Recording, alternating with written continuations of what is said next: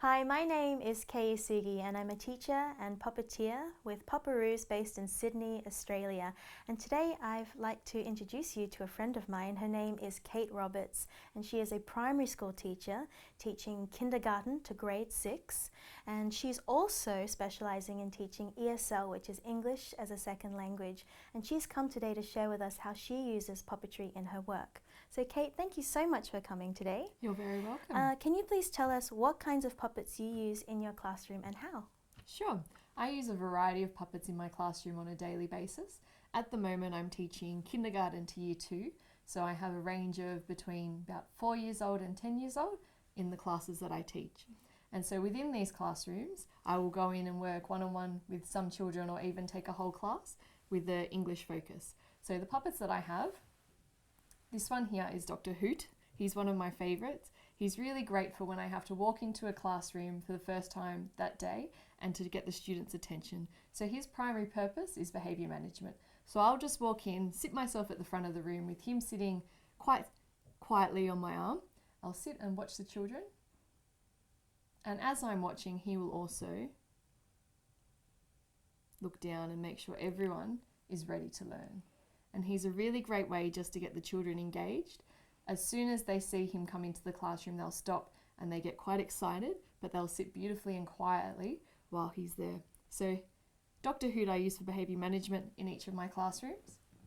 This one's a little bit more noisy than Dr. Hoot. This is Squawk and he's a rainbow parrot. And he has his name because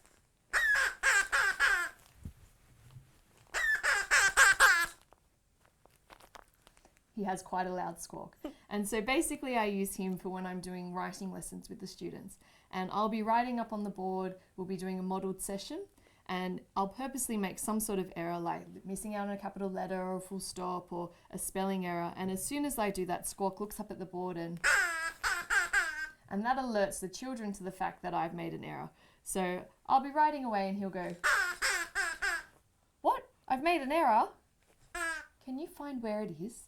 And the children then have to go back through, reread everything that's been written on the board to check where that error is. And once they've found it, they'll pop their hand up and help me to find what it is. It's a really great tool for if you've got students who aren't checking their work before bringing it to you, because I find that when I model and use Squawk to alert myself to the errors, when they go back and do their own independent writing, they'll sit there, write down, and before they bring it to me, they'll often go back and check for errors as well. So he's really useful in the writing classroom.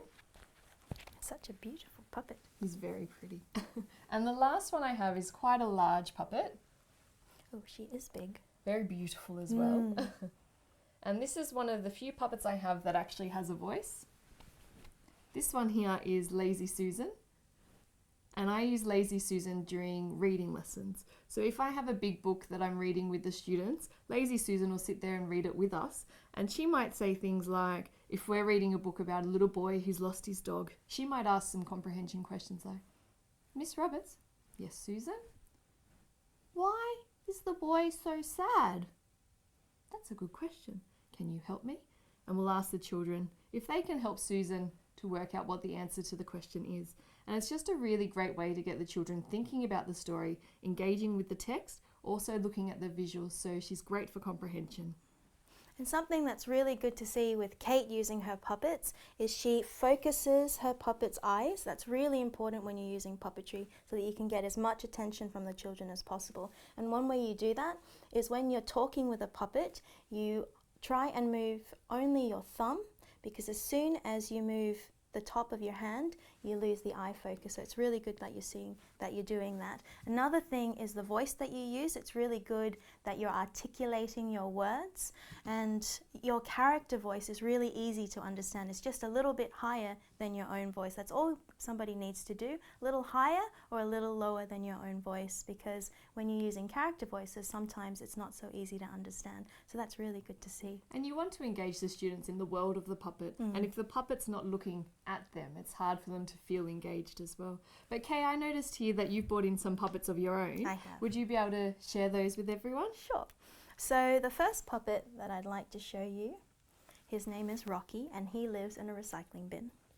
And so Rocky is a very quiet puppet, and he's really good for when I want to walk into a class and just do something that needs a lot of their attention, and I need them quiet at the beginning. So usually I say something like, "Can you please say, Rocky, come out?" And they'll say, "Rocky, come out." He's very cute. And if they make a lot of noise, he'll go right back in. And only when they're really quiet, he'll come out and engage with them. And Rocky doesn't talk, so he'll just talk to me.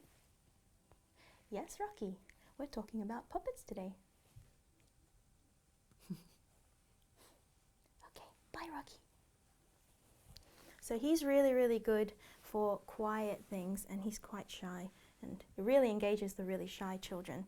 The good thing about Rocky is he's sort of self-contained in his own little bag. The next puppet I've come to show you, he doesn't have a bag like that, so I've made a bag. And why do you use the bags for your puppets? Is there a specific reason?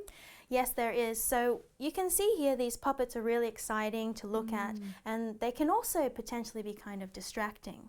So if you want to just talk to your students one-on-one with them without having them looking at the puppet, it's really good just to have them in a bag. And again, with Rocky, if they're being too noisy, the puppet goes straight back in the bag. So that's just one of the reasons why I use a bag. So this is Bruce. Bruce is a lot louder.